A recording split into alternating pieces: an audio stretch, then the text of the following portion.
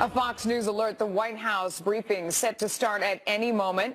Hello and welcome to America's News Headquarters. I'm Melissa Francis. Sean Spicer expected to take questions on everything from health care and the CBO scoring of the Obamacare replacement plan to the Justice Department needing more time to produce evidence of President Trump's wiretapping claims. We're going to bring that to you live just as soon as it gets started. But another Fox News alert, snow pummeling the Northeast today in what could end up being one of the most severe blizzards of the year. Major cities on the East Coast from Philadelphia to Boston facing a possible 1 to 20 inches of snow. 5 states have declared a state of emergency, and the weather has delayed or canceled thousands of flights across the country.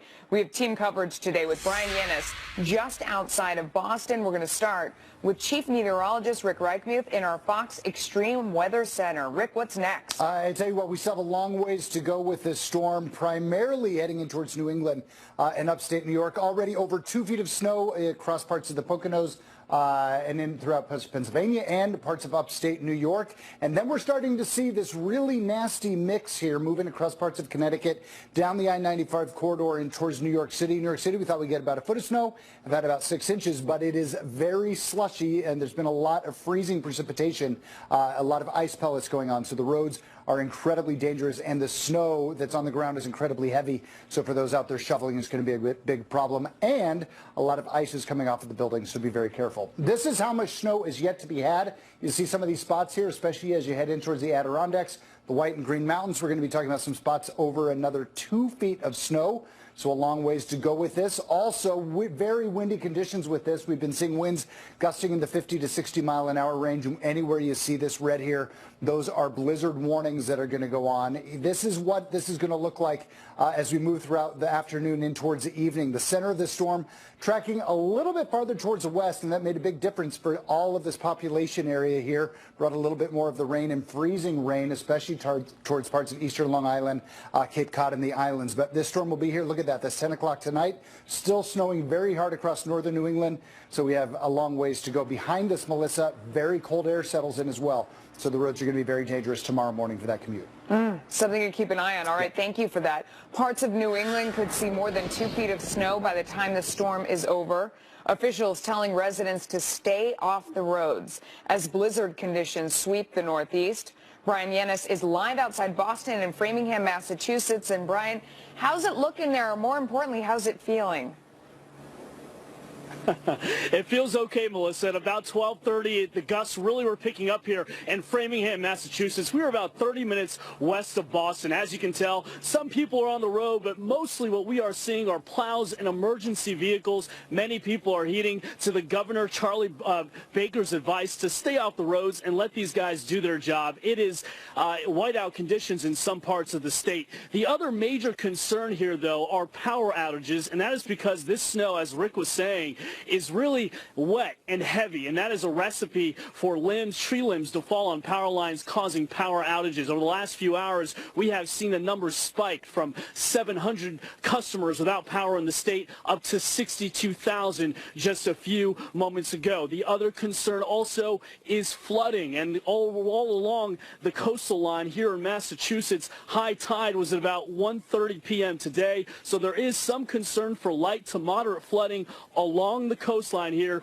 in Massachusetts. They're going to keep an eye on that. Besides the flooding, as for travel here at Boston's airport in Logan, 800 flight cancellations have taken place, but all things should be back to normal come tomorrow morning, hopefully. Icy roads, though, so you got to be careful with that. Absolutely. We can see the slow moving behind you. All right, thank you.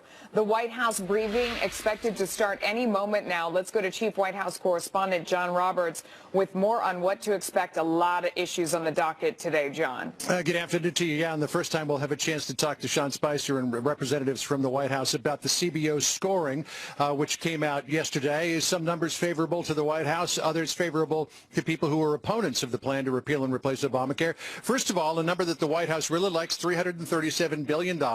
That's the amount of money that would be trimmed from the deficit between 2017 and 2026 because of the fact that they are getting rid of the subsidies in Obamacare and exchanging those for tax credits. So that's one for the the White House. Now, a couple of things the White House doesn't like very much. The numbers 14 and 24 million. 14 million is the number of people that the Congressional Budget Office estimates will lose health care immediately in the year 2018 because the fact that the individual mandate goes away. That number would rise to 24 million by the year 2026. But the White House is pushing back hard against that, including the HHS Secretary Tom Price, who said it's just not realistic to expect that all of those people would choose not to have health care if we make it affordable for them.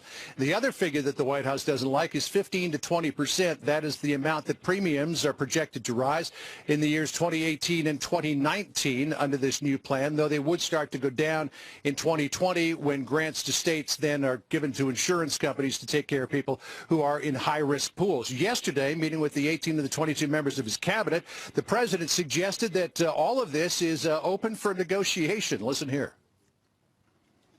We're negotiating with everybody. It's a big, fat, beautiful negotiation, and hopefully we'll come up with something that's going to be really terrific.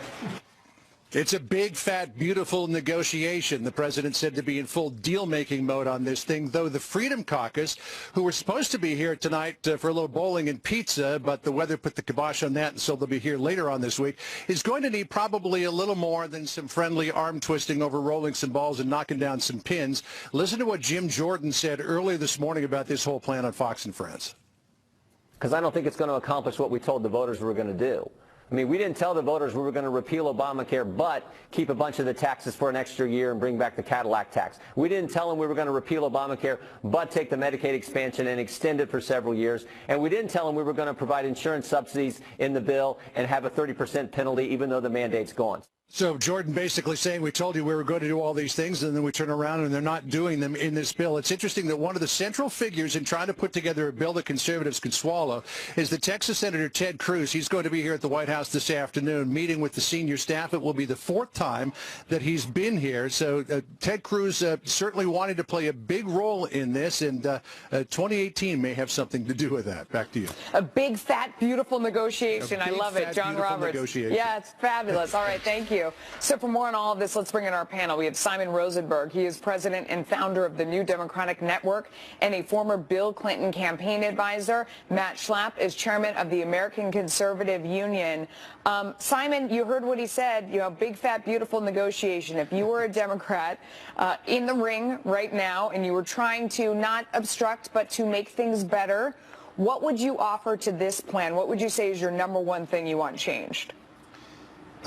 It's an interesting question. I mean, I don't think any Democrat is going to support the Republican House, this initial plan. But it's let's make a deal time. Go ahead. Okay. No, it's not let's make a deal time. I mean, we just got this thing a couple days ago. We just got the CBO scoring. Usually there aren't votes on a bill before we had the CBO scoring. This plan is a disaster. It's a political disaster for the Republicans. It's a disaster for tens of millions of people. So We've already come up with our plan. Our plan's Obamacare. Okay. Our plan's Obamacare, and we think it's working. I know you don't think it's working, but we think it's working. And so it's incumbent upon the Republicans to come up with something better than what we have already done. Well, it's in a death failed spiral. to do that. They have so when the whole thing goes down the drain, that makes it not working. Can you guarantee that that's going to happen? Yeah. Can you guarantee yeah, you can. It's a mathematical certainty. Because the CBO said that's actually not going to happen. It is because all the insurance companies are pulling out. If you read the CBO report, the CBO report said that it's actually not going to happen. I know. Can we let Matt respond for a second? Matt, go ahead. Well, the CBO has such a great track record with Obamacare. I don't know why we're continuing to actually listening to their analysis. I love the fact that they say that these millions of Americans will immediately be, they say, kicked off of their insurance plans when the individual mandate goes away. But Matt, the name of the game is let's get in the ring and make things better. I mean, it's so easy to stand there and say this one's in a death spiral and this one's going to kick everyone off. What would you do? Give me one thing you would do to this plan to make it better.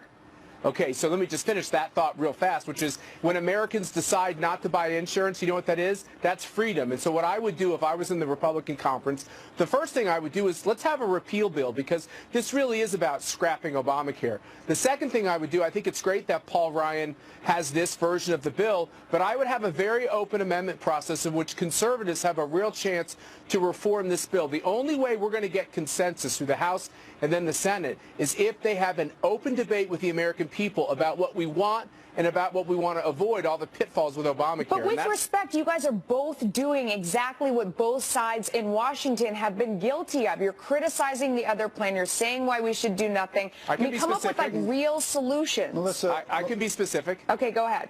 I think every mandate should go away. I think every tax increase should go away. I think that the refundable tax credit is an interesting idea, but I think it probably goes to too high of an income threshold. I think that should be reduced.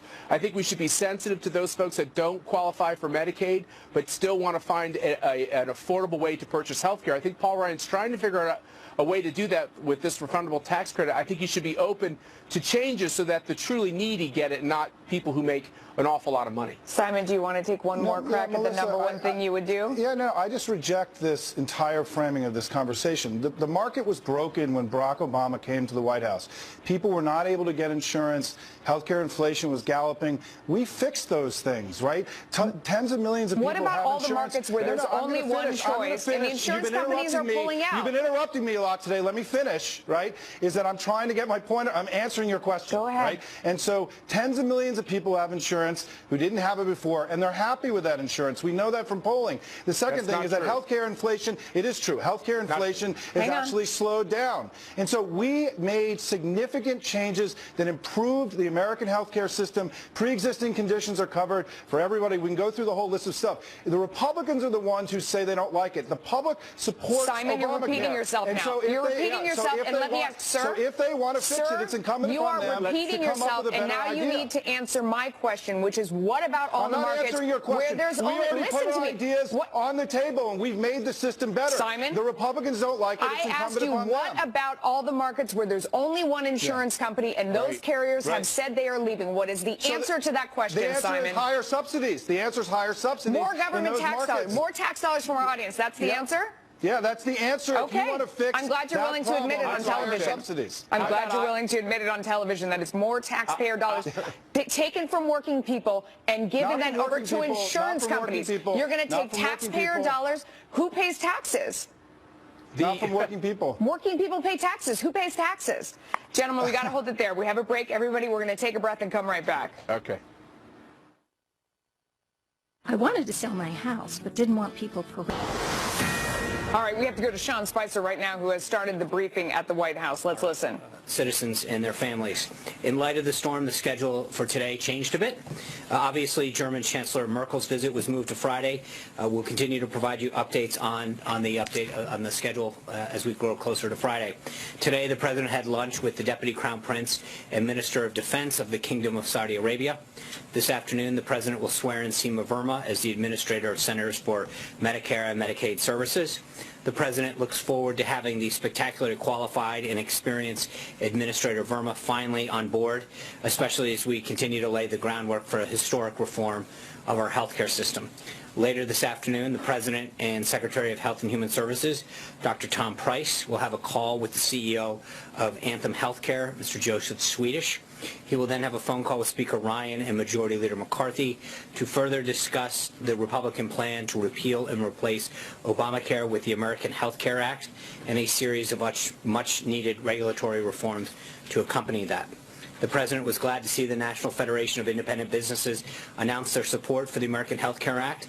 NFIB has previously identified health care along with small business taxes as their two biggest priorities, and the President's health care agenda will address many of their concerns for small businesses. Yesterday, of course, the Congressional Budget Office released their report on the American Health Care Act. I know that there have been significant concerns about the CBO report, and I want to give a little bit of context to the numbers that have been going around. In 2013, the CBO estimated that 24 million people would have coverage under Obamacare in 2016. They were way off. They were off by 13 million people, over 50%.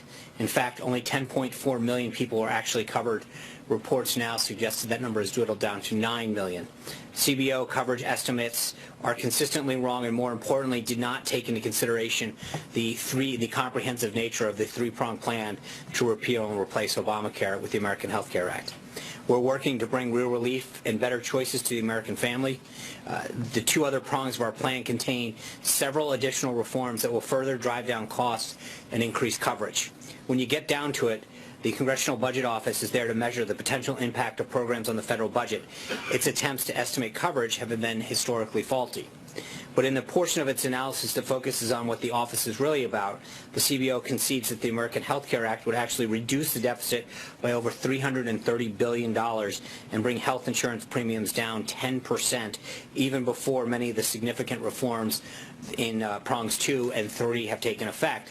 And as I've mentioned before, some of these include expanding healthcare savings accounts, streamlining the process at FDA so that innovative and lower-cost medicines can get to patients faster, allowing health insurance to be sold across state lines, which increases competition and decreases costs, permitting small businesses to band together to negotiate healthcare rates for all of their employees, and reforming the medical malpractice system so that doctors aren't spending their time and patients' money on unnecessary procedures. Beyond the numbers, let's talk about some real-life examples of the cost of Obamacare for some actual Americans who the President heard from during his listening session yesterday. Kim Sertich, a small business owner in Arizona, had her health care costs skyrocket from $389.79 a month to $809.15. Carrie Cooey from Colorado, a mother of 6 whose youngest son is autistic, saw her family's yearly insurance go from $1,700 to $52,000 for a lower quality plan. And Joel Brown, a farmer from Tennessee, saw his catastrophic coverage costs spike in the wake of Obamacare from $119 a month to more than $500 per month. These are the stories that really matter to millions of Americans who are suffering under Obamacare. And these are the stories that are at the top of the President's mind as he works towards reforming our health care system. The President is committed to working together with Speaker Ryan, Majority Leader McCarthy, and Majority Leader McConnell to create a system that's affordable and accessible to all Americans. Let me walk through the rest of the schedule for the week. Tomorrow, the President's headed to Michigan to meet with auto executives and workers, and we'll discuss how his plans for rolling back federal red tape will lead to more American jobs and higher wages, specifically in the automobile sector. It's a great opportunity for the President to showcase moves he's already made towards his ambitious Buy America, Hire America agenda, like encouraging investment in workforce training and development so that Americans are ready for the jobs of the future, and removing the roadblocks that prevent American businesses from staying and expanding here in the United States. The President hopes to build on the great optimism that he has built within the business community in anticipation of the renewed opportunities the President's economic agenda has already created. He and his team are hard at work to produce the results that the American people deserve and voted for last year. He will also travel to Nashville, Tennessee, where he will lay a wreath at President Andrew Jackson's tomb on his 250th birthday. Thursday, the Taoiseach of Ireland, Kenny, will come to the White House for the traditional St. Patrick's Day visit, including a reception in honor of the Taoiseach and Mrs. Kenny. And as I mentioned, German Chancellor Merkel's visit will resume on Friday, and we'll have an update on that schedule. With that, we're glad to take a few questions. Sean, President Trump has said that under his plan there will be insurance for everybody. How do you square that with the CBO numbers, and is that a promise he can really keep? Well, I think there's two issues that are important to note on that, Catherine. Number one, more and more Americans have no choices, so they don't have insurance. I've mentioned this before. Having a card and having coverage that when you walk into a doctor's office has a deductible of $15,000, $20,000 a year isn't coverage. That's a card. That doesn't get you the care you need. It doesn't allow you to get the procedure or the referral that you need from a doctor that's telling you what you need to have happen. That's vastly different than what we hope to exist, which is giving people who don't have it. And let's kind of, I think it's important to add some context to this. If you think about the individual market that exists right now, the individual insurance market, you've got roughly 30 million people that exist right now. 9 million people now are on the exchange. That number's gone down. 6.5 million people have said they don't want any insurance and they're going to pay a penalty. And then just under 14 million people have said that they have applied for a hardship. So you've got almost 20 million people in America who have said that they don't want Obamacare and they'll either pay a penalty or have applied for a hardship. Those are people who don't have it to begin with. The exchanges sought out to cover these people, and we're finding out that you've got 9 million plus who are getting it right now. They have no coverage, and for more and more Americans, they're losing their coverage, their choices are gone. Tax credits and competition that will come in phases 2 and 3 and the prongs that we talked about will further drop prices down, will further increase competition. The CBO score didn't take into consideration in that. And again, if you look at their numbers, you've got roughly just over 9 million people on the exchanges. The CBO number says that 14 million people in the first year alone will lose coverage. It doesn't take a ton of analysis to recognize that doesn't make any sense logically. You can't only have 9+ million people on the exchange and say in the first year alone when there's no touch to Medicaid or anything else, you're just removing the individual mandate that forced people to buy something that they didn't want in the first place, that is going to lead to 14 million people, that people are going to drop off Medicare, they're not going to take their employer. That doesn't add up. In fact, I would argue that if you look at the other part of the equation, the 20 million plus people who have either chosen to pay a penalty, you think about that, those 6.5 million people are saying either the plan is too costly, the plan doesn't provide coverage. I think a lot of those people, especially when we continue to instill additional coverage, they have more choices, they can pick a plan that actually fits their needs or fits their budget, you're going to see more people want coverage, who are going to choose coverage. So I think that the CBO number, they have a record that doesn't match up with the ability to count people. They're pretty good at dollars, not as good at people. And I think that when you look at the additional phases or prongs of this whole comprehensive approach, that actually changes the equation a lot. It's looking at one piece of a 3-part plan, and that's not the entirety of the plan that we're looking at. And that doesn't... So what does the White House think the change will be next year then? Well, I don't think that we don't do those projections, but I think that there's no question when you look at the cost, they're already saying just this alone, just doing the first prong of this will take costs down 10% in the individual market. And if you think about it, they're up 25% in the individual market on average already. This year alone, under just people who are on the exchanges, up 25%. The CBO is saying just with what we're doing on first prong alone, 10% decline in the individual market. That's a significant reduction. That's what we're talking about. Bringing costs down and increases choices. That's a big deal right now. The problem that you have currently is that these subsidies that people get them a card that doesn't get them care, and that's what we need to start focusing on, is how many people are actually getting the care they need to deal with the medical concerns of them or their family, and that's not what's happening. Mike. Sean, stating, as you did, that the primary objection of this White House is that the CBO report doesn't take into account Phase 2 and Phase 3. Are there specifics, either in terms of the specific regulatory reforms that the White House is considering and the specific terms of the legislation that you would offer that are out there for people to study as part of this? Because as you surely know, Tom Cotton, among others, are skeptical of whether these phases can actually... I don't... Look, the things that I mentioned earlier, allowing people to buy across state lines, to pool their insurance, to expand HSAs, to reform the FDA, all of those things, I think, unquestionably add competition and choice. There's no question about it. If one plan can sell that was in Maryland into Virginia where they can seek additional customers, that competition alone invariably brings down costs. And we've seen this in market after market. Where once you allow competition by itself, that will bring down costs. It'll bring in choice. Right now, these insurance companies who have been mandated by the government to create certain packages that people don't need. You've got young people that are being told to buy packages that have, end-of-life care that they don't necessarily need. You've got people who are in their older phases of life being having to buy stuff for maternity that may not be a service that they need at their stage of life. But the problem is that the government got involved in healthcare and started dictating what needed to happen instead of allowing the choice and allow people to buy a plan that actually was tailored to the needs that they want. Those reforms in themselves unquestionably bring down costs. There's no question. But I think one of the issues that has to go back to overriding this issue, and the President has stated this on numerous occasions, if we do nothing, if we just allow this to continue, it will collapse on its own. The cost of it is unsustainable. The premiums are going sky high in state after state, and the choices keep going further and further down. And so this idea of comparing it to Obamacare is a false choice, because they have no choice. It is, the choice is going away and the cost continues to get higher through every phase. And so to assume that the comparison is apples to apples is a false choice. I'm not making that, but you've been critical from this podium of the Obama administration, of Democrats, and the way they went about passing the Affordable Care Act.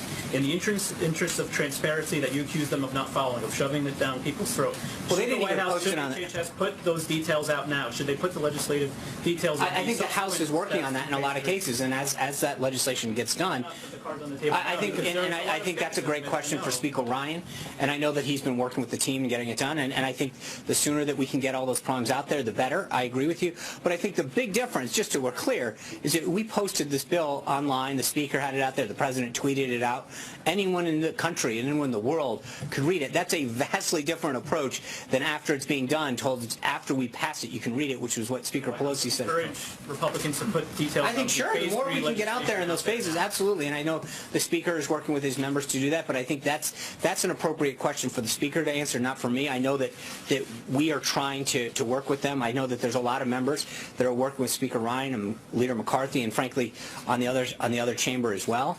But I think that we continue, and that's why I think we're talking about all of those prongs and all the pieces of them, so that we can start making sure that people understand the comprehensive nature of this. Before there's a vote on. I think that's a question for Speaker Ryan to answer. I think the more that we get out there, the better, though. Alexis.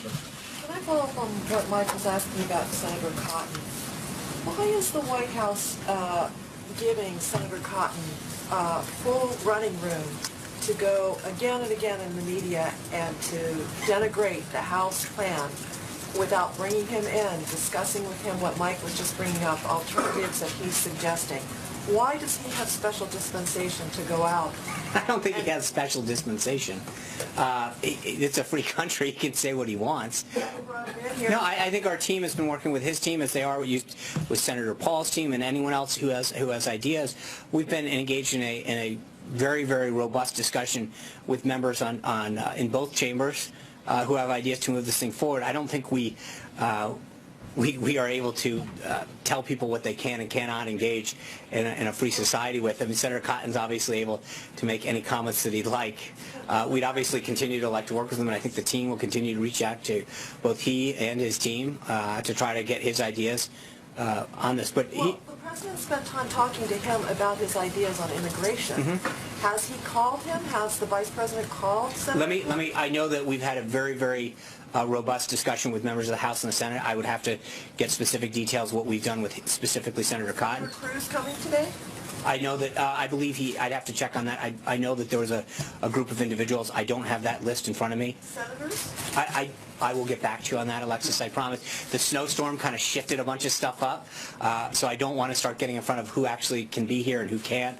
But I will make sure that we get those details out. And we have I'd be glad to get into the entire pool. Thank you. Margaret. Oh, thank you. So, still on the same subject. Does the White House support the House bill as it is, or amending it? And there's been reporting that the White House is involved, or some White House officials are involved in shaping what's being described as like a major or significant manager's amendment in conjunction with conservatives. Can you? I don't think it's. Yeah, I would. I'm sorry. Yeah, well, no, we can go back and forth, but I'm just wondering, is the White House writing this amendment, or just considering backing the amendment, and does Paul Ryan know about it? We could tell him about it right now, I guess. No, I think Speaker Ryan is well aware of the manager's amendment. Okay.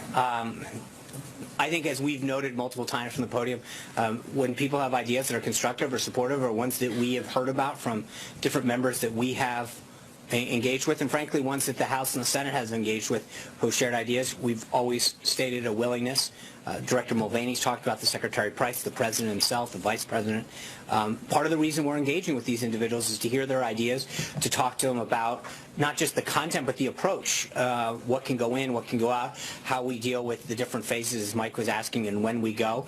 But all of that is part of a comprehensive strategy to engage with members who support us, who have ideas and want to be on board, who want to be constructive in the process and achieve the President's goal of having a patient-centric healthcare system. So We are obviously in talks with House leadership about the contents of that. As I mentioned, the President will be on the phone with Speaker Ryan and Leader McCarthy later this afternoon to talk to them about some of these ideas and some of the path forward. But that's part of the legislative process. So all this, I actually have a second question, but just to clarify this, so this involves, the White House is working to help shape that manager's amendment? Yes. Okay. And on the visit of the Deputy Saudi Crown Prince today, can you talk us through a little bit more detail? Does that involve the resumption of arms sales? Is that about oil? It literally was wrapping up as we were walking over here, so I want to make sure that I get a readout. We'll provide that to the pool, as we do with all of the leader visits, so I will have more details from that once they were concluding that visit as we were coming here, and so I'll make sure I get it. Blake? Thanks, Sean. In the middle of all of this, there's also the debt ceiling. Yeah. How urgent of a priority is this, and how concerned is the administration in tackling this, given the letter that Secretary Mnuchin sent out last week? If you don't mind. Yeah, so Secretary Mnuchin sent a letter noting that under the Budget Reconciliation Act, the Congress's debt authority had until March 15th. He notified them of that. We'll continue to work with Congress. As you know, we'll be releasing a budget later this week. That's part and parcel of our approach to fiscal responsibility, to making sure that we talk about the path forward, how we address both the ending of fiscal year 17, it goes until September 30th this year, and then the budget, which would be fiscal year 18. But how we address our budget deficits, our debt, and our spending going forward is something that is a holistic conversation that the Secretary and Dr. Mulvaney and others, and the President, the Vice President, are engaging with Congress on. But so this isn't our job under the law was to notify them of the authority that they passed and when it expired, and I think the Secretary will work with Congress on a path forward as far as our debt situation. Secondly, let me get your reaction to Jonathan Gruber, one of the architects of Obamacare. He called essentially the plan that you put forward, if it's implemented, a, quote, scam. Your reaction to that would be what? I think that the plan that he helped create hasn't done so well for Americans seeking health insurance. Again, I have to go over the numbers, but just think about what he sought out to do. I mean, there was a pool of people that needed health care. They got about 9 million of them. You've got 14.4 plus or minus million of people who claimed a hardship exemption. So they have no insurance, that are not receiving Medicaid, that don't qualify for any other assistance, who can't afford Obamacare, and then you've got another 6 million plus that have chosen to pay the penalty. So I would argue that just on what he sought to achieve in the plan that he helped craft, didn't achieve too many great results. Of the people that did get it, their premiums have gone sky high, their choices have gone down, and single-handedly had a tremendous effect through the rest of the healthcare system. So people who weren't even affected by Obamacare initially have now paid higher premiums and get less choices. So even for the 175 million people who get employer-based health care, they felt the impact of what he sought out to do through higher prices, fewer choices. So respectfully, I think that he should just hang out more time at MIT and focus and allow good ideas to continue to come forward so that we can focus on achieving the President's goal of doing what he sought out in the first place. Zeke. Thanks, Sean. The President several times recently has said that he would like his health care plan to have health care for everybody. Right. The CBO score yesterday seems to indicate that that's not the case. Will the White House commit that after these phases 2 and 3, if they are implemented, if they're ever offered publicly, that there will be health care for everybody? And if you can define that phrase, please. Yeah, I mean, I think everybody who look at what Obamacare did. Again, I just ran through the numbers. You've got 30 plus million people of a Obamacare mandated under penalty of law that you had to have health insurance. 9 million of the 30 plus or minus people got it. 4.5 said no, we'll pay the penalty, and then another 14 or so million people said that we'll claim a hardship. So that was a government-mandated system, and they chose not to do it. I think that in many of these cases, that if people were given the choice and the option to get a plan that sought their needs, was tailored to what they wanted, that wasn't forced down their throat, that didn't give them services they didn't wanted, and brought down costs. I read you some of the stories of the individuals. I mean, we've seen tremendous growth from people who got a reasonably priced plan on the individual market, $119, $150 a month, which I think for people who aren't getting their services through Medicaid because of their financial situation, for many middle-class families, while that's still a struggle, it's an attainable goal in many cases. When you're talking about $350, $500 on the individual market, that's a huge chunk of somebody's individual take-home pay. And I think that getting a process that we have down that levels the playing field, allows people who aren't getting it through an employer-based system to get a tax credit that at the same time lowers cost and creates more competition and choice, is actually going to give more people the option to have health care and to give more Americans that ability. I mean, right now th're choosing not to do it.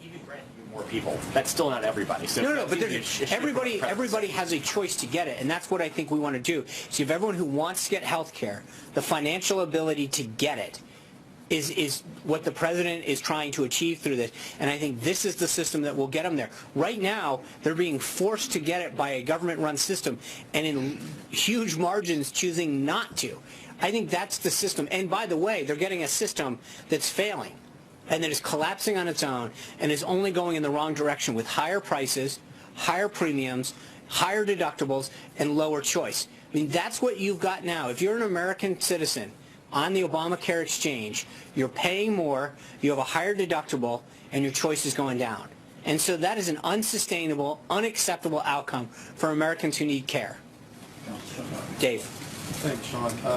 On immigration, a group that tracks the number of sanctuary cities in the U.S. came out with a report today saying there's now nearly 500 sanctuary cities across the country, and that number has grown by about 36 just this year. Does that concern the White House, and doesn't it suggest that your warnings about withholding federal funds is not getting through to people? I think the last poll I saw on this issue on sanctuary cities, was somewhere in the 80% that American people don't support sanctuary cities. They don't want their tax dollars used to finance people who are in this country illegally. I think if you're a mayor or a councilman or a state representative or a governor in a state, you need to answer to the people that elected you, whether or not you're going to support this. From a federal perspective, I think the president's been very clear that we're not going to use federal taxpayer dollars to support cities that support services to people who are here in this country illegally.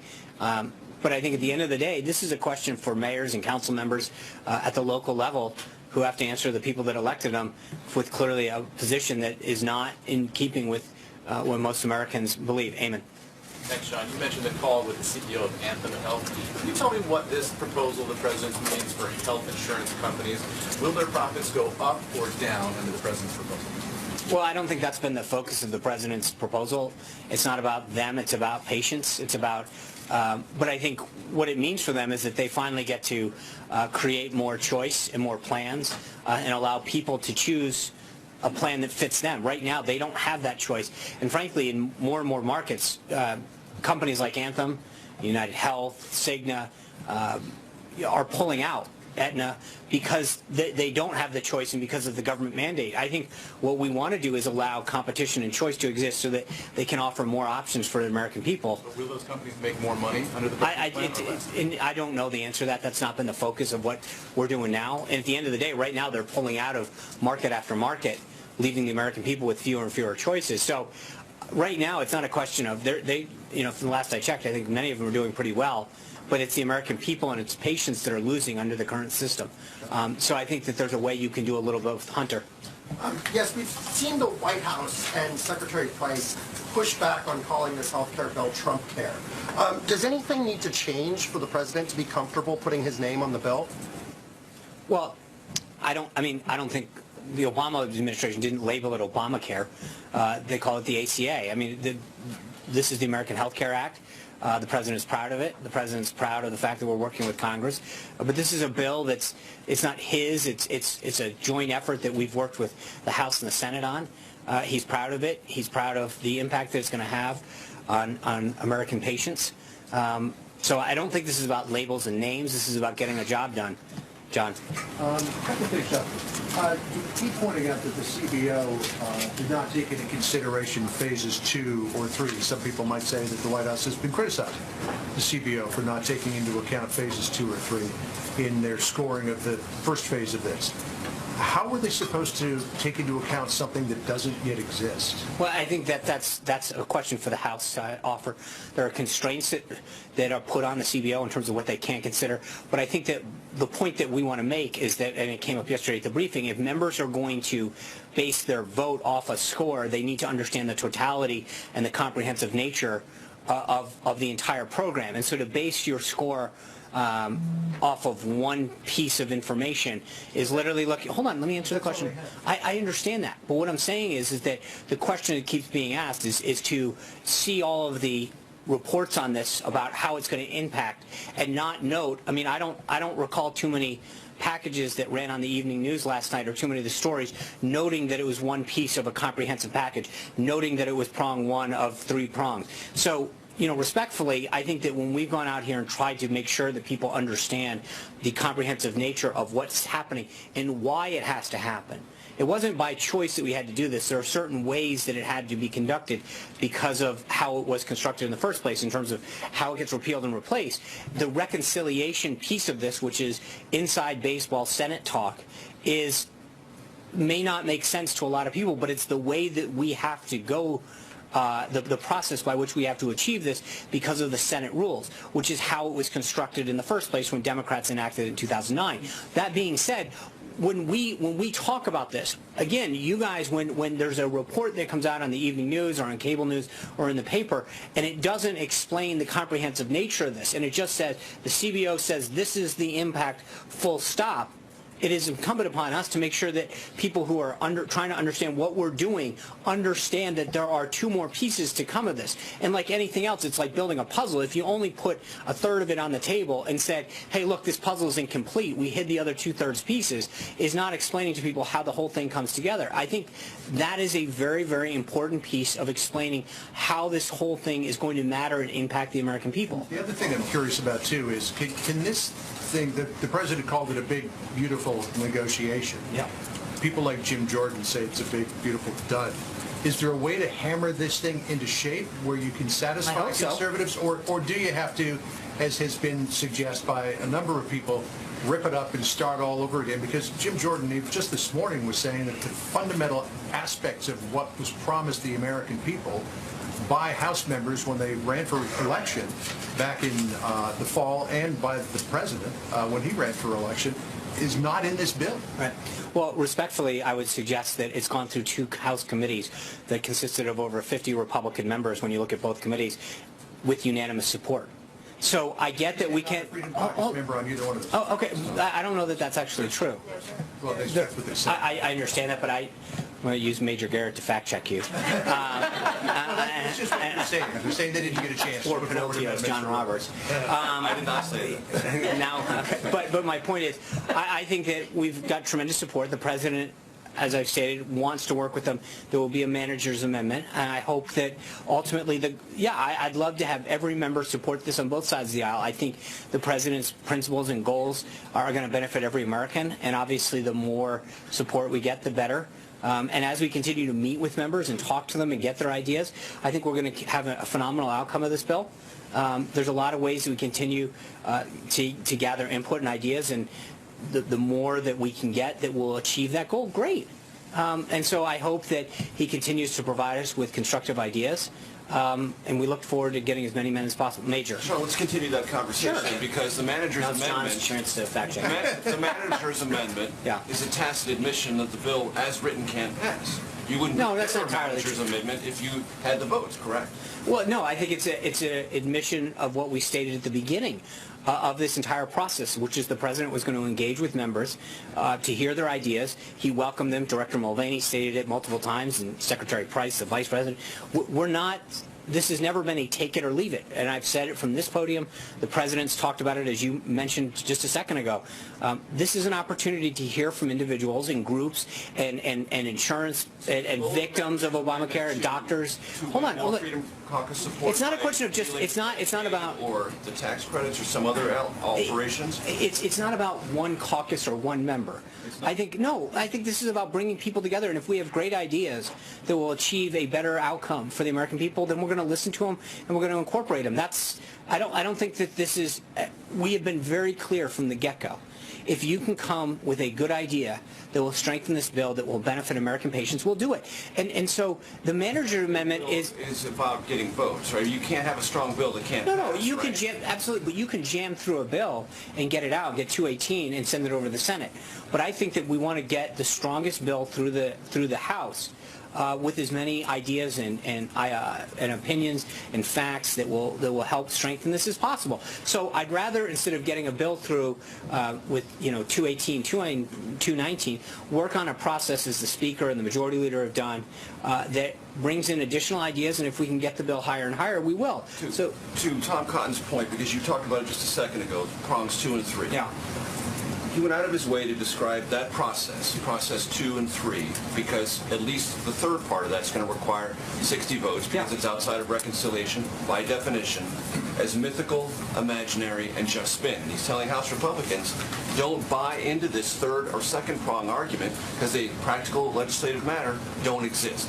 Because you need 60 votes to get them, and so if you walk the plank, his words, not mine, on this first initiative, you're not going to get second and third phase of this process, because it can't get through the Senate. So there's a couple things. First, this is the only vehicle that seeks to achieve what people on our side of the aisle have been talking about since 2010. This is it. If we don't get this through, the goal of repealing Obamacare and instituting a system that will be patient-centered is going to be unbelievably difficult. This is the vehicle to do that, and so we welcome Senator Cotton's ideas.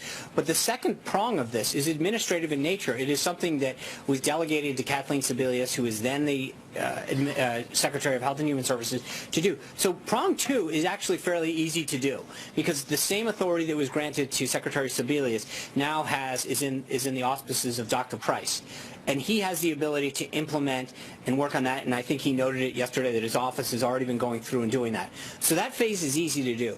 The third prong, which is all of these things that conservatives have been championing for a long time, and frankly many Democrats agree with us on, is this ability to bring down costs through selling over state lines and allowing small businesses to group together, is something that that we've been talking about for over a decade. And you can get 60. And I think that we can not just get 60, I think this is something that should bring people together. I think there is bipartisan, bicameral support for almost every one of these things, because they benefit. There's no one that doesn't benefit. I mean, who could be against allowing insurance to be sold over state lines? It's something that you can do your car insurance. I mean, so many, there's no other product that I can think of. I'm sure someone will fact check me on this. But for the most part, the American consumer, when you want a product, you can go online, you can go to a store, you have choice, you can go to a store across state lines. If you live in Virginia, you drive to Maryland or the district, and shop around. With our insurance, we don't have that ability. There's no question that increased competition drives down cost. That it is just an economic certainty. And allowing greater choice will do the same. And so I think respectfully, I would say to any senator that has that concern, there is no other entity that I can think of that greater choice and greater competition doesn't drive down costs significantly. And all we have to do is look no farther than Obamacare. I read off 3 of the individuals the president met with yesterday who were victims of Obamacare. In every one of those cases, the insurance premium went skyrocketing when choice and competition went away. Any person that was in the individual market 8 or 9 years ago will tell you that, depending on the plan, you could get a plan for as low as $100 and change. Now the cheapest plan you can get is easily in the $300 range. And so the question that you have to ask yourself is, what changed? Competition went down and choice went down. And I think allowing both of those to re-enter the marketplace will achieve in itself that goal. And going through the additional pieces of the reform will also do the same thing. There's so many ways that we can achieve greater choice and competition that unquestionably bring down the cost of health care, that benefits every American, whether or not you're in the exchanges or you're on an employer-based plan. And again, we have to have this conversation in the context of what's going on now. Talk to somebody that's on Medicare or Medicaid. Ask ask them if the doctor and services that they used to be getting are available to them. I know so many times now when you walk into the doctor, they have a sign that says, we no longer accept Medicaid. I mean, that used to be a given almost. And now for older Americans, for Americans at the lower end of the income scale, it's becoming harder and harder to find a place that even takes your insurance. And I think that to find that an acceptable income, the question has to be asked to people who oppose this, no matter what side of the aisle are on this, what is your alternative? Because the ideas that they propose, we can incorporate. We can make this better and better. But to sit back and act as though there's a choice, doing nothing is not a choice. And that's something the president had done. Trey. Thanks, Sean. As you know, the DOJ now has an additional week to produce evidence that President Trump was wiretapped by the Obama administration. How confident is President Trump that any evidence will arise to support his claim? I think he's extremely confident. There's been, I mean, I've mentioned this before, I'll let them do their job, I'll let the House and Senate, and I'll let the DOJ report this, but as I've commented in the past, I think there's significant reporting about surveillance techniques that have existed throughout the 2016 election. I'll leave it to them to issue their report, but I think he feels very confident that will ultimately come of this will vindicate him. And a quick follow-up. Sure. When a decision is announced, whatever evidence or potentially no evidence is released, will he make a statement about the evidence or lack of evidence? I've been asked this, I think, at least 3 times, and I don't want to prejudge what's going to come. I'm sure you will do a fine job of asking me the question when there's a report to be asked, and I will not be able to escape it. But I don't want to get ahead of what the president may or may not do. Jim? Evidence will be presented? I don't want to get ahead of, as I mentioned, I'm not going to... Because the House Intelligence Committee has given the administration until Monday. I understand. No, it's given the DOJ right. And the Department of Justice. Again, we covered this yesterday. But I'm not going to get ahead of what they or may not submit. Possible there may be nothing. No, that's not. I think there is, at least from where we stand, we know that there is significant reporting on this subject. That something will be presented. Yeah, I feel very confident of that. Okay, yes. And follow up on coverage. You were saying that people, if they can't get access to insurance, they don't have coverage. But right. If you remove the individual mandate, you are going to have people who are not going to buy coverage. They're not going to buy insurance. And so getting back to the Congressional Budget Office score, would you concede that there will be some coverage losses, perhaps in the millions, that there will be millions of people who will not have health insurance as a result of what you're doing? Well, again, sure, except you have to look at the current situation. You are mandated by law to buy insurance right now under Obamacare. 13+ million people have asked for a hardship exemption, and then 6.5+ million people have determined to pay the penalty. So currently, if we look at the universe and say it's roughly 30 million people, only 9 million people engaged in the exchanges when required by law. The majority, almost 2/3, if my back of the envelope math is right, about 2/3 have chosen to either apply for a hardship exemption or pay a penalty. So the mandate forces people to buy insurance, and if they don't have insurance, then you have the free rider problem in the system. Right, but look at what's happening now. So you have free riders, and those folks no, because the current show up at the emergency room, and then the health care is much worse. But they do it right now. But my point, Jim, is that the way the system was constructed under Obamacare, they created the system to force people to buy plans that they did not like, that were mandated by the government in terms of what was part of the plan, what it had to cover, the deductible, et cetera, et cetera. And yet, roughly 2/3 of the people either paid a penalty or asked for a hardship exemption. They didn't do it. And so the idea is, actually, if you could bring down cost and choices and allow people to find a plan that fit their budget, that was tailored to their needs, there's actually a higher likelihood that they will find something that they want at a price that they can afford, as to right now, which is, I get a plan that I'm forced to buy that has a deductible that I can't afford, but I've got a cute little plastic card that I can wave around. Will get you coverage. No, that's not true. You show up at the emergency room, if you've been hit by a bus, sure, you're not going to be just paying out of pocket to the hospital. But under any scenario, you have some sort of catastrophic coverage that will make sure you have insurance. Thank you. That's a great advertisement for thank you. But that's exactly what the president's trying to do, because right now you've got of the attempt to get 30 million people covered, 14.5 million people applied for a hardship exam. They're exactly the people that you're talking about. Another 6.5 million people have paid the penalty and don't have it. So we have roughly 20 million people in this country who were supposed to be required to buy health care, that have chosen not to do it, who fall in exactly to the category that you're talking about. The question, that number is massive by the year 2026. Right, and so the point that I'm getting, hold on, but if they actually had choices and had a plan option that was down at a budget they could afford, there is a higher likelihood that they would buy a plan that was A, tailored to them, and B, actually that they could afford. So to your question about catastrophic, right now that's in most cases not even an option. In a third of all the counties in the United States, they only have one choice. In 5 states, they have one choice. Can you imagine if they could actually buy a plan? It's not a talking point, but at least there's coverage in those states. No, it means right, and in a lot of, if you pull this away, then you're going to have people in a lot of states who are going to have access to coverage that's not totally because false. they can't afford it with these tax credits you're providing. That is an argument to the other no, there's side. not. No, actually, I don't. You've got 175 million Americans that get their insurance through their employer, and frankly, right now, they're the ones who keep paying higher and higher premiums because a system that was only supposed to help people get access and require them get a government-mandated, government-run health care has actually gone amok. And so right now, government-run healthcare, Medicare is government-run. Right, and what's happening? And more and more. That yes, they do. Want you to get rid of their I think you need to maybe get outside and talk to some of them because more and more Medicaid recipients, in fact, more and more Medicare recipients, aren't actually able to get coverage. Again, it's one thing to have a card. It's another thing to walk into a doctor's office and them to tell you we no longer accept Medicaid anymore. That's not care. But the president's okay with there are going to be millions of people who aren't the president's goal is to provide health care coverage to every American. And right now, they're not getting that. And by giving them more choices at a lower cost, more Americans can either buy health care for their family or themselves, or in a lot of cases for their business without paying the penalty, which is what a lot of them are doing, or forcing people into exchanges that have fewer and fewer choices. The system now is not working.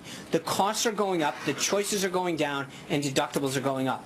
That is not an option. And for every American, and I mentioned this earlier, that to make this look like a choice, there isn't really a choice. The system that we have now is failing. The choice is whether we give them an opportunity to have real care, and in a way that is tailored to them in their budget. Jeff. Sean, on a different subject, the Intelligence Committee yesterday, when responding to the Department of Justice's request for more time, basically issued a subpoena threat. Does the White House have a reaction to that? Do you think it'll come that far? I hope not. And as I said, as has been noted, the department asked for an additional time, and that'll be up to the Intelligence Committee to grant that time. But they're working on that. And on a separate note, you mentioned the president's call with the CEO of Anthem today. Yeah. Does he have a position on Anthem's efforts to merge with Cigna, which was challenged by the Justice Department under President Obama? I'm not aware of that. I don't know that the president's ever expressed any personal view. I think that would come under the FTC if I'm correct. And so I'd refer you to them. John. One last follow-up on Margaret's question about Saudi. I know that meeting was just finishing up when you came out here. But can you give us a sense of what was on the agenda before they sat down? I think the president had a call earlier with the king a couple weeks back. I think they talked about safe havens in Syria. They talked about the threat of ISIS. I might expect all of those came up. But again, I think I will provide a readout to you all, to everyone in the pool, about what happened that will more clearly define that. John Gizzi. Thank you, Sean. Coming up in the rest of the year are 4 special elections for the U.S. House of Representatives, all of which are sure to draw national attention as venues for debate on the American Health Care Act. Does the president plan to be involved on behalf of the Republican candidates and perhaps appear on their behalf in the districts, as this may well be a barometer of where people feel about the American Health Care Act? I think we're also going to have elections in Virginia and New Jersey, as far as I'm aware, and I think that as we get further into the schedule and get closer to elections, we'll obviously entertain requests from candidates at a variety of ballot level to gauge the president's support. So he's been very supportive of candidates in the last cycle. I don't see him not being continued supportive of people that want to fight hard for the agenda. We're not at that point yet, so I can probably give you more at some point as we go closer to the elections. But a lot of those cases, it's going to be dependent on whether or not there's a request from the candidate. Julie. Sean, you said earlier that the White House doesn't have projections on how many people will lose coverage of its own. Is that a projection that hasn't been made yet, or are you saying that the White House is not going to come out with this? We don't. That's not something that OMB does. So, but if you're advocating for a plan that you say the president wants to cover everyone, how are you going to be able to assess whether you've been successful if you're not going to project that yourself and CBO's projections you're saying are invalid? Well, I think that if you look at what the goal is, which is to make health care available to every American. As I said, I mean, you have a choice right now that's either we support a failing system, that there is no choice and that the premiums are going up, or you provide them with a system that we're looking at, which does address the 30 million people. It gives them a tax credit. It gives them greater choice. And one of the issues that I have with a lot of the models that I see around is they're very static. They talk about this piece of this prong only. I think when you look at the subsidy and the cost of a current plan right now, without looking at prong 2 and 3 and how those will additionally drive down costs, that it's not a fair analysis of where the plan's going. But there's no question that right now there is, I detailed it to Jim. I mean, we have a system that mandates that people buy health insurance under penalty of law, and it's not working. And so the question is, what can we do instead, and what can we replace that with that gives people greater choice and lower costs? I think in most cases, of course, some people are always going to choose in a free society to not purchase something. I mean, we live in a country of 320 million people. At some point, you can't force a product or a good down people in a free society.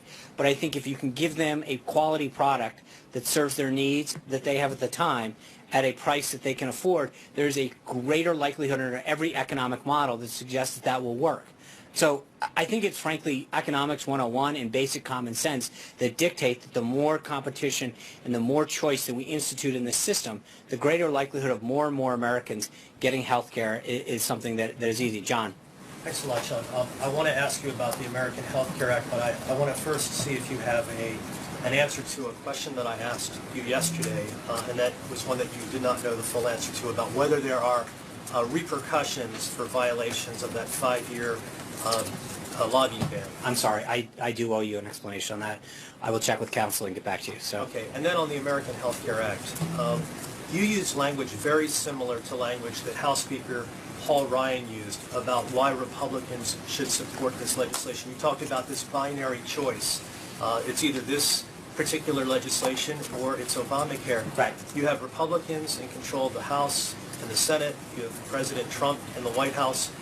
Why do they have to vote on this particular bill? Why can't they negotiate for something that, for instance, the Freedom Caucus thinks may be a better piece of legislation? Well, to get back to a question that Major asked, I mean, at the end of the day, whatever it is, has to at least get 218 votes.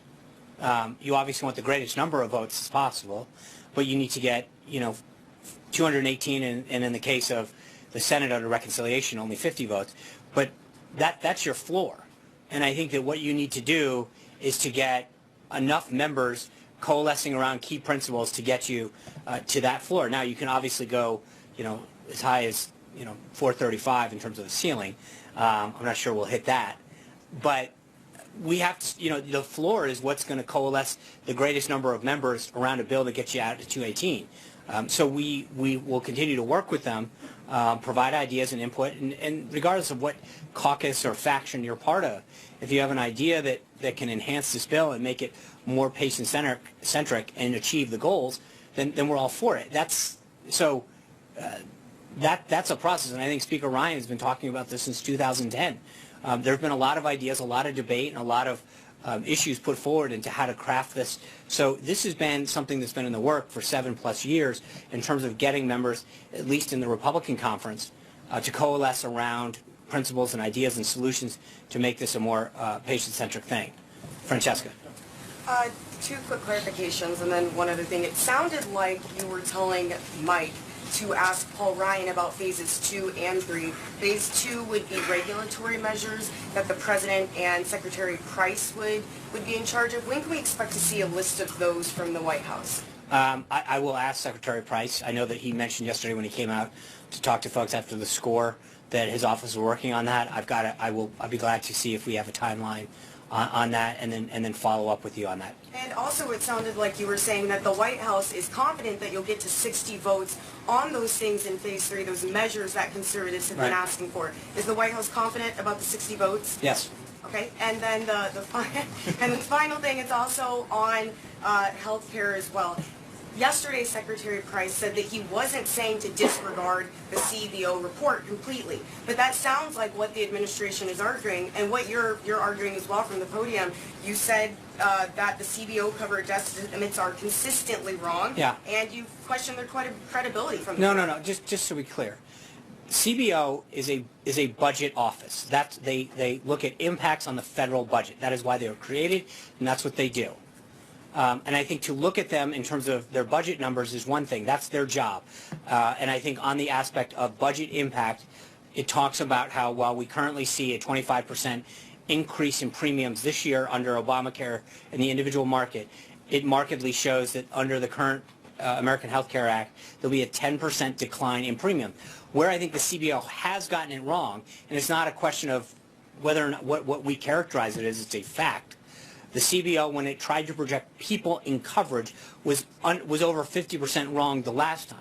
And the point that I think we're trying to make is that when you look at their record and you say the last time they did this, they were off by more than 50%. They projected 24 million people would be covered by Obamacare and the exchanges in 2016. In fact, that number was initially 10.4, and it's dropping. And so the question that you have to ask yourself is, if you are using that as a gauge to determine your vote, you need to question whether or not they do counting people like they do counting numbers. I think on the budget thing, that's what their wheelhouse is for. That's what they do. They count budget. They look at budgetary impact on things.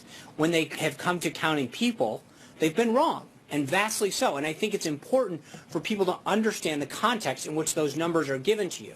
And I think that's something that I just want to make sure. Jordan. Thanks. Sean, I asked you yesterday about the President's response to Steve King. Yeah. Do you have anything on that?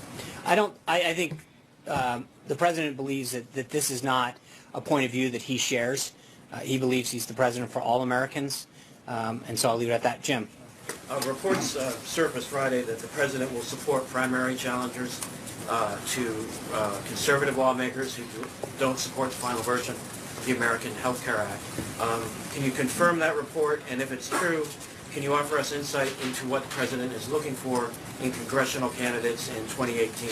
I'm not going to, I don't have anything for you on that. Veronica. Sean. Yeah. It's Veronica. Veronica. I'm sorry. No, I have I'm sorry. to fix it now. We get it done. Okay, 2 questions. The first one, does the President believe that he was surveilled through microwaves and televisions?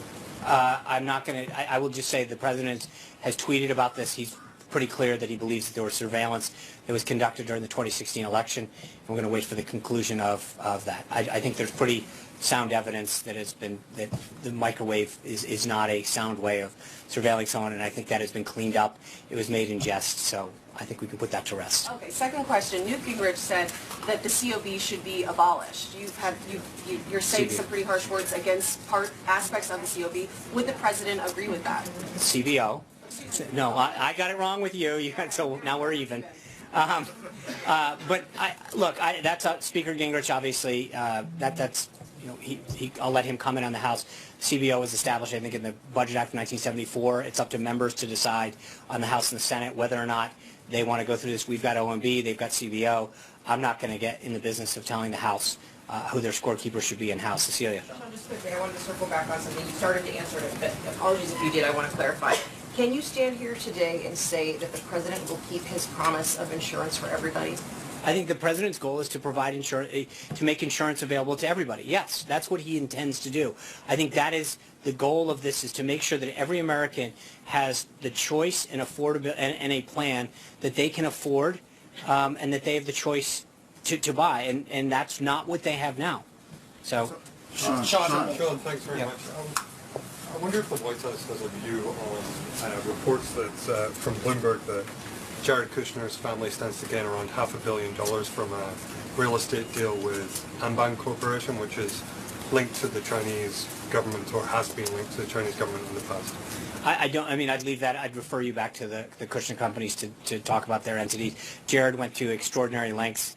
As you all know, we provided a lot of documentation on this to make sure that he, although he's not taking a salary here, that he complied as if he was an employee, and went through extraordinary lengths to make sure that he deconflicted himself and can work through the Office of Government Ethics. So that's... Is Jared currently working on preparations for Xi Jinping's visit to Mar-a-Lago?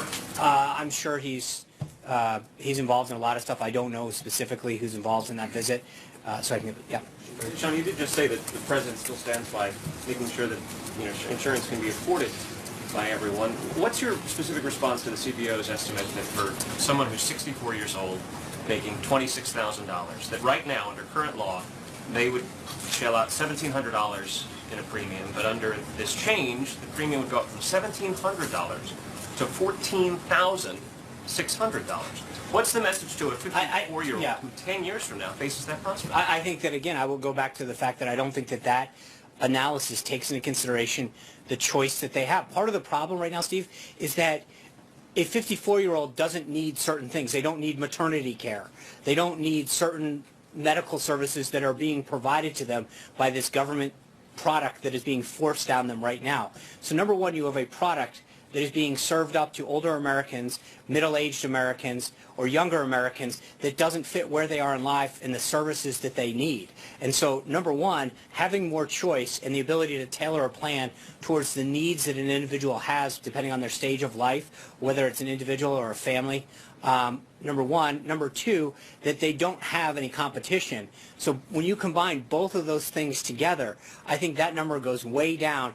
And then the third is that they can have whatever subsidy they want now. But on the exchange, in many cases, again, they're getting a subsidy to a plan that has a very high deductible so that they have a card but not care. And that is, again, not an apples-to-apples way to examine the current plans. And that's where this all really comes down to. So is the message then is wait till phases 2 and 3 come in and then we'll have something done? Yeah, I mean, I think it's not just wait. It's that you have to look at the totality of what we're doing to understand how this is going to impact the plan. But right now, if in the scenario that you're giving, a 54-year-old doesn't have choice, is buying a plan that they don't want or need for the most part, and has a subsidy that's probably not giving them the ability to go see the doctors that they need to because their deductible is off the chart. And that's one thing that's missing in a lot of these discussions, is that you can have a premium per month, but if your deductible is is skyrocketing, then again, you might be able to get an appointment, but you're not getting care. Sharon? Oh, Cheryl, thanks. Cheryl. Sorry. I'm not good on the side. Budget's coming out Thursday, and I'm just trying to find out how detailed is that going to be? Are you going to be giving agency levels, program levels? Are we going to see what programs are going to be eliminated? I think I'll let Director Mulvaney, he's going to have an entire presentation. I know they'll start background briefings tomorrow for you all. They'll walk through different aspects of the budget. I don't want to get ahead of him on this. I think, so let's figure out where we go first on this with what he has, and then we'll have a full presentation on Thursday. So, Gabby. Did you just say the infrastructure plan is going to be part of that, or is that? No, that's separate. Okay. That is separate. Gabby. I have 2 questions. Yeah. The first one, the president, one of his signature campaign promises on immigration was to pursue H-1B visa reform, and on April 1st, the United States will begin accepting new H-1B visa applications. Can we expect to see any movement on that before then? That's a good question. I think, as we've talked about immigration in the past, I think there's an entire comprehensive process that's being looked at in terms of how we're preventing illegal immigration, and then what we're doing about legal immigration, whether it's H-1Bs or K-1 or other visas that exist within the system. There's an entire look that is being taken with respect to the visa program, and we will have more for you as we get through the system. Thank you guys very much. We're headed off to Detroit and Nashville tomorrow. If you're not on the trip, we look forward to, I hope everyone wears their green on Thursday and Friday.